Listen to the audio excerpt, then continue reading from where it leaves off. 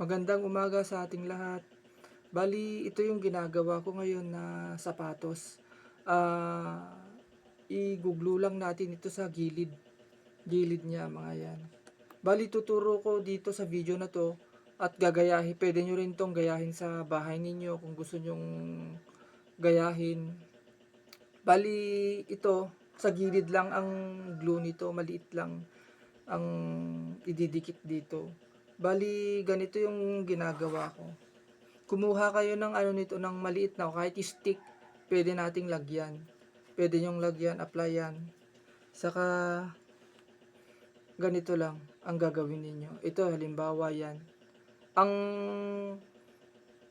kagandahan ka dito sa maliit na gamitin yung stick. Kasi para hindi magsobra-sobra yung ilalagay yung rugby, saka hindi siya madumi tignan. Ang paglalagay pala nitong rugby dito, pakunti-kunti lang. Huwag nyong damihan. Kasi pag sobrang kapal yung paglagay nyo dito tapos gilid lang yung lalagyan nyo, mangyayari pagka naipit yan, maglalagpas yan yung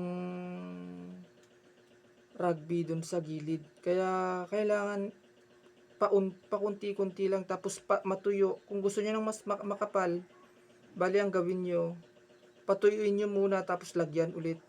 First coating, second coating para mas lalong makapit. Tapos ang paglalagay nyo, linisin nyo muna. Ito hindi ko na lininis kasi okay pa naman. Wala naman siyang dumi na tatanggalin, kaya inaplayan ko na dati. Inaplayan ko na lang ng rugby. Tapos tingnan nyo rin yung swelas ng sapatos nyo kung naglalangis. Ay wag nyo na lang ituloy lagyan ng rugby o kaya super glue. Tapos sa super glue, wag nyong tadtarin ng lagyan ng super glue yung gilid ng sapatos kung di kayo marunong. Lalo na, mas mainam, panoorin nyo muna sa internet, sa YouTube, yung tutorial niya kung paano mag-apply ng rugby. Meron naman pag-a-apply ng ganito sa YouTube. Pwede kayong matuto dun sa paglalagay kung gusto nyong mas makatipid sa pagpapa-repair ng inyong mga sapatos, para mas lalo, para maano nyo rin yung kung paano ginagawa. Ito katulad na lang itong sapatos na gagawin ko dito. Ayan, pag ganyan naman ang problema ng sapatos, yan, medyo umuka lang ng kaunti. Kumuha kayo ng medyo matulis na bagay. O kahit yung plastic na panggamitan sa sa barbecue stick, mga ganyan. I-ano nyo lang, huwag nyong masyadong lagyan ng makapal.